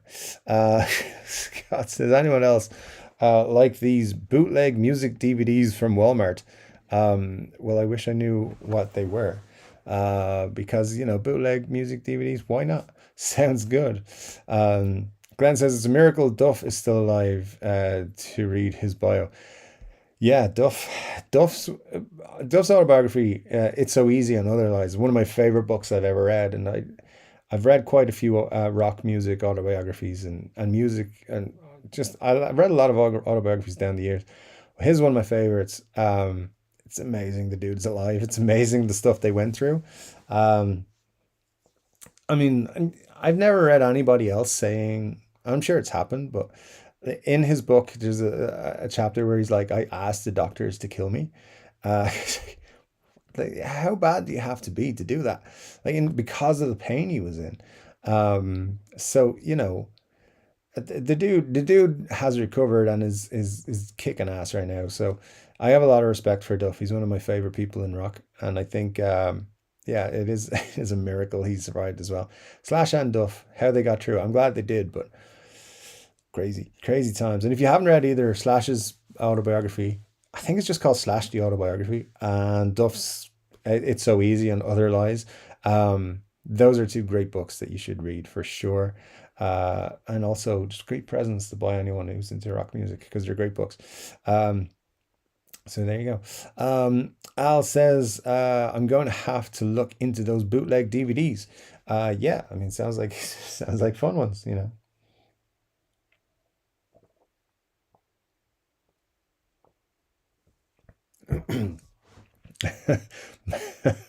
Matt says, I'm going to see Steel Panther in a couple of weeks. Can't wait.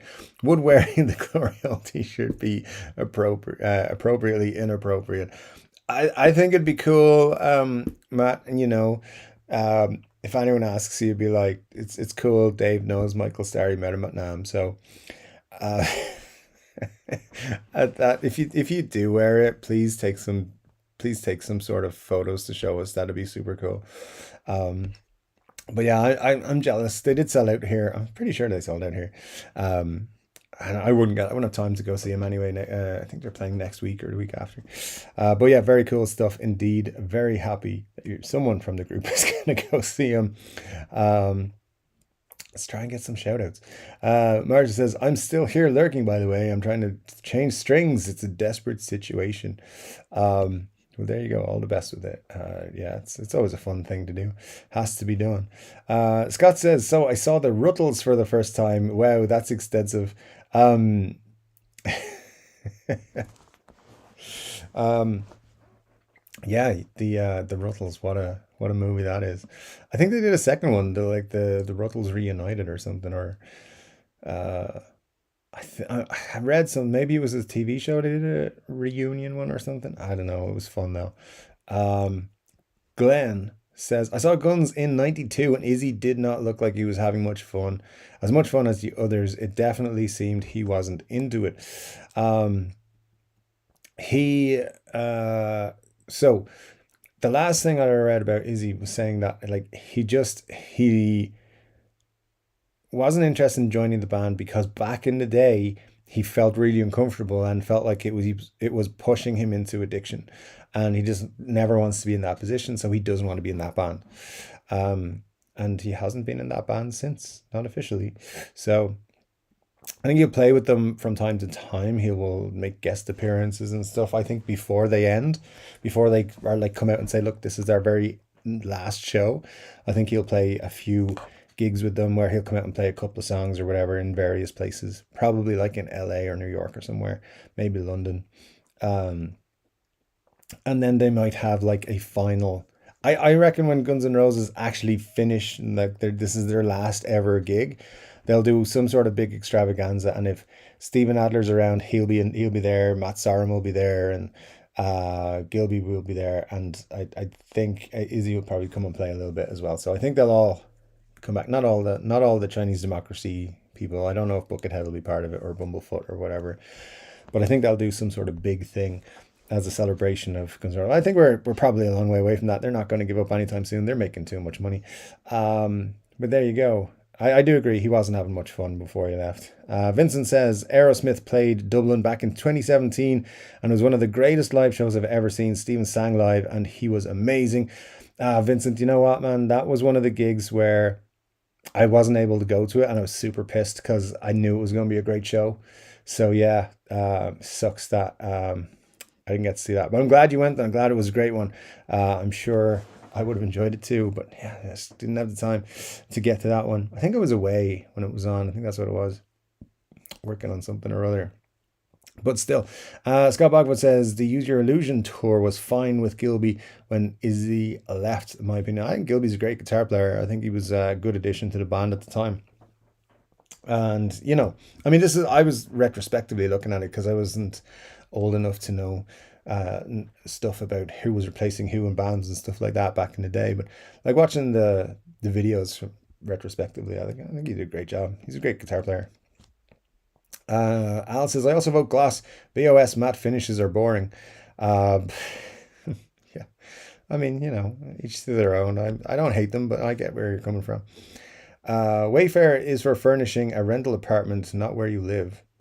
Where did I miss something? I did. I missed a lot of comments. Never mind. Um, from what I hear, there's no money for artists and streams. There's only money if you make like hundreds of millions of streams. Al, not big money, but also the bigger acts get a bigger cut of the pie, pretty much. Like if I release a single and I get 1,000 views or 1,000 streams, or if I got 1,000,000 streams, I don't get paid a lot of money. But if let's say if Guns N' Roses get 1,000,000 streams, they get a lot more money than I would get, which is understandable. Um, but yeah, the big guys, in order to be on the services, get paid a lot more than the small guys. But yeah, the majority of people on these platforms, majority of musicians or podcasts, artists or whatever, are not making a whole lot of money off that. That's why they got to do ads and live shows. So even for podcasts. So there you go. Let me see. Scott Bogman says olive drab in glass or matte is the question. For olive drab, it's got to be. I mean, they mostly make them in matte. So there you go. Scott says my buddy sanded his cheap guitar down years ago and found it had a styrofoam core. Jesus, what kind of guitar is that? Glenn says just got a Wayfair ad. BRB, according to the ad, I need to remodel my house. Well, that's interesting. I mean, I don't get to, I wish I did get to pick which ads you all saw during the live stream. That'd be great. But yeah, it's interesting what ads you get. Um, now that says for me, gloss all the way. Okay, interesting. Has anyone here ever tried a lap steel? Asks Scott. I haven't, but maybe someday.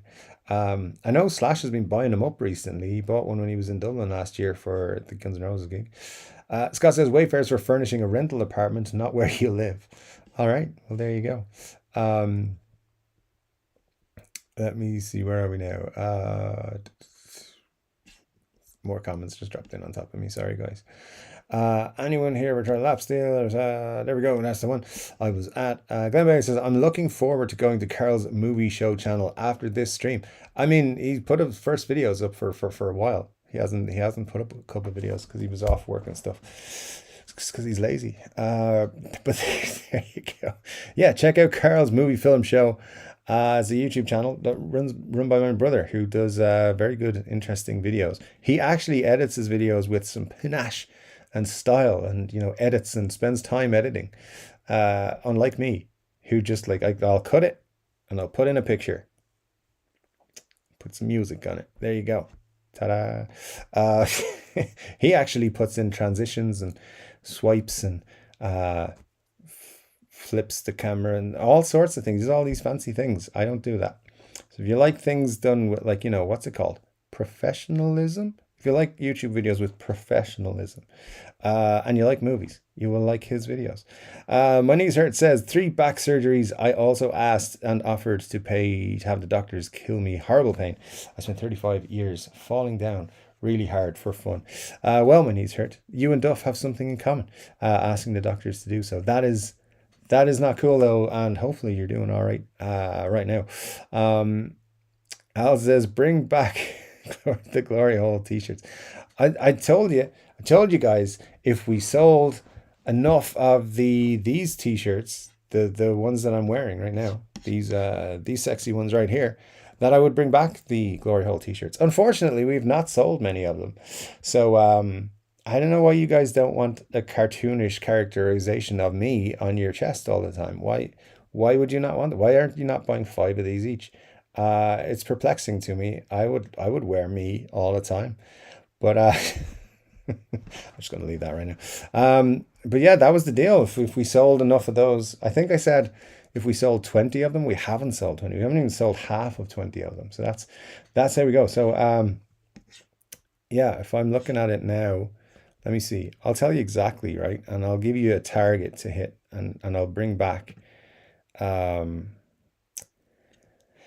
So if that came out there, let me just go to this, and yes, we currently don't have any of them. Let's just put that there for that. And go from May 6th. That's today. There. Go. Yeah, there to there. Okay. All right. So we would have to sell 14 t-shirts, 14 of the current ones, and I will bring back the Glory Hole special t-shirts permanently. But we're not selling them. So yeah, they're not selling. So if they're not selling, they're not coming back. That's my deal. So there you go, Al. You got to get your t-shirt, your friends and family to buy them. That's what has to happen. Nella says, Dave, did you ever buy the purple Drop D tuner? Did I say I was going to? I didn't. So anyway, maybe someday in the future. I don't know. I can't even remember what that is. I don't know. But no, I didn't. I haven't bought anything purple in a while. Glenn says, but Scott Bogfoot, the Wayfair ad said I needed to buy stuff. Could I be getting taken in by these ads? I mean, you gotta be careful. You buy it and it's all just printed cardboard. I mean, you know, I don't know much about Wayfair, but I know that they tried to hire me once and I turned them down. Nella says, my knees hurt. Sorry to hear that. I don't know anyone who's had multiple back surgeries who isn't in consistent pain. Yeah, back surgery is not a good one, that's for sure. And that's why we all avoid Les Pauls. D-Max says, the old MTV concert, GNR at the Ritz in New York, is a classic time capsule of the AFD lineup, best in my opinion. It is a special one. It is a real special one. Benny says, yeah, bring back the Glory Host. Never got one because I was waiting for the Flying V edition. Ooh, that'll be fun. Oh yeah, because it's a strap version one. Yeah. Interesting. Maybe I'll have to update it maybe I'll just have to do a new G8 special run at some point. But it's gonna be a reward. It's gonna be like once we hit a number of sales on something else, we will bring it back.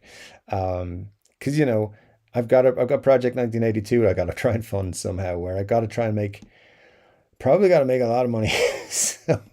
so yeah. If you watch the video on Patreon for the most recent guitar wish list, you will see how much the guitars, they're both pretty much the same price. So anyway, let's roll on with this. Scott says, in 92, we watched the Paris show of Use Your Illusion tour on PPV.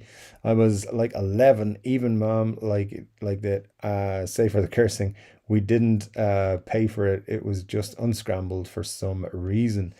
Interesting. Something from the Paris one popped up was it on YouTube recently, like this week, and it was Lenny Kravitz came out to play song, and the crowd starts singing Guns and Roses, and Slash just goes, will you just fucking hang on? We're trying to figure something out. It's like, dude, chill out. I think he might have been highly strung in those days. I don't know. But anyway, Scott Bugwood says, being from Newfoundland, that was the closest GNR concert I'd ever see. Well, hey, you never know. They're playing in all kinds of places these days. So I think they're trying to play in every town in the world. Scott says, I tried lap dances, but never lap steel. I mean, that's an interesting comparison video that could be done on some guitar YouTube channel at some point in the future. Who knows? Dave's gonna get in trouble for that one. Scott Bugfoot says, "Search? No, do not search that phrase on anything."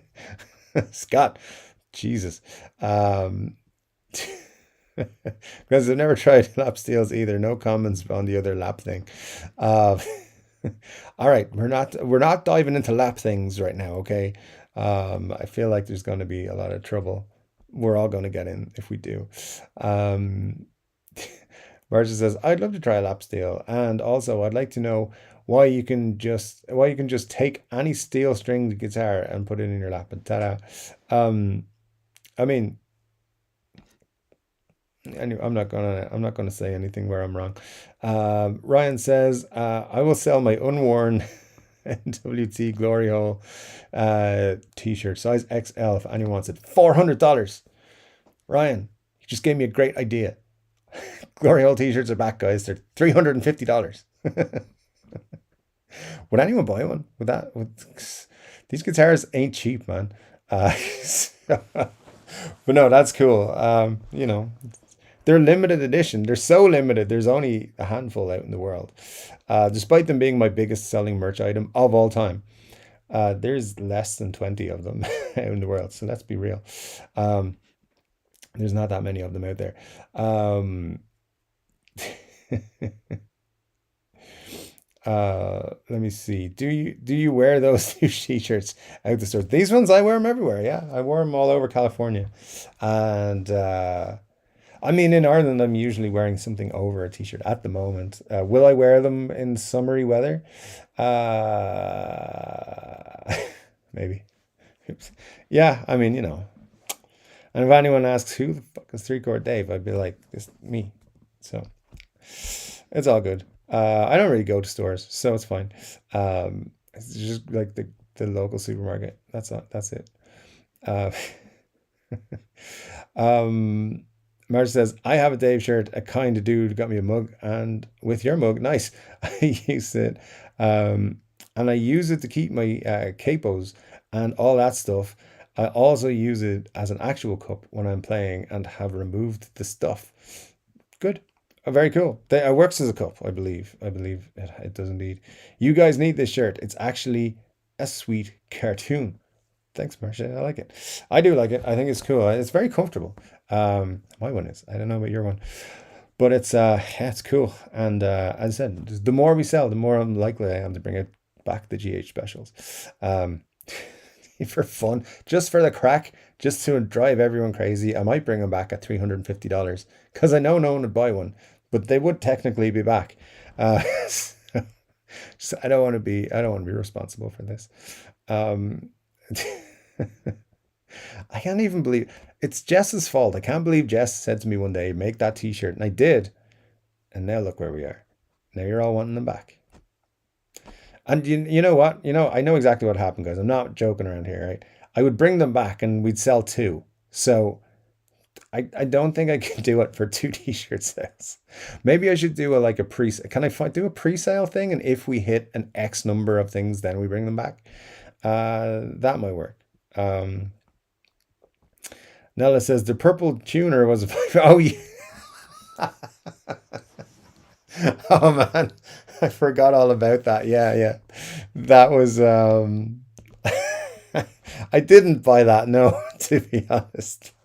Uh I actually forgot all about that. That was so funny. That was one of the highlights of the stream for the last year.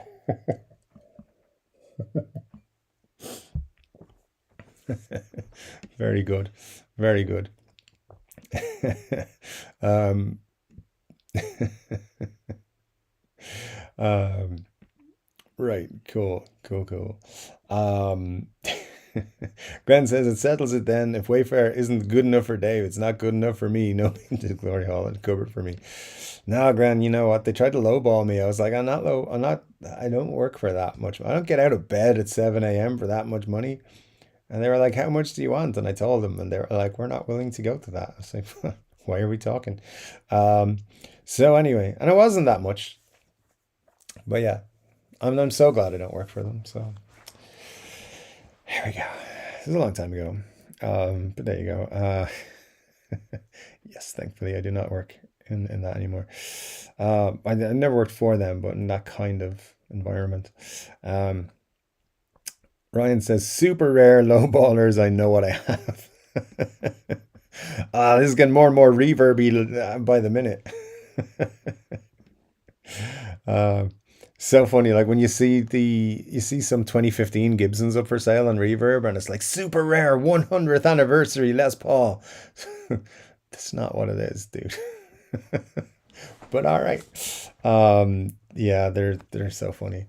Um, and it's like a Les Paul Junior, and they're like $3,500. No, no, my friend, no. Um, anyway, Glenn says, I have an original GHT. I'm willing to trade it for maybe a greenie. I don't know. You're not getting the best deal then. A greenie, plus, I don't know, something else. That's what you got to do in the negotiations. But maybe a greenie and a 2006 pickup truck. That'd be probably what it's worth, I think. Scott says, thanks for everything, Dave. Great show as always. Well, thank you, Scott. I appreciate that. That's super cool of you to say so. I had fun. That's all I will say. Al says, who was that rock and blues guitarist who was blind and played guitar off his lap in the 80s and 90s? He passed away back then. It's a great question. Yeah, I'm not sure. I'm not sure. Mar says, I bet people would buy GH themed Gibson for the price. They might. We could get various like vinyl skins made, so you can, and then buy a couple of Gibsons and then sell them.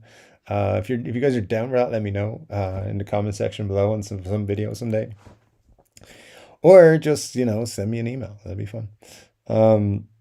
Glenn says, yes, thanks, Dave, for making time for us. Always a good time. It's always a good time when you're here, Glenn. I do appreciate it. Scott says, like the McRib, people want what they can't have. Indeed, it's true. As soon as they can have it, they're like, I didn't really want it. Al says, Jeff Healy, he was fantastic. Well, there you go, Al. I didn't know that. So yeah, super cool. I'll have to look into him there. Healy was amazing. Nearly ran him over in a parking lot once when he was playing his trumpet. He didn't notice. Wow, that's interesting, Ryan. So yeah, I'll have to look into this dude, Jeff Healy, and see a little bit more. Probably do know him, just don't know his name. Let me see. Fat Philosopher says, morning from Japan.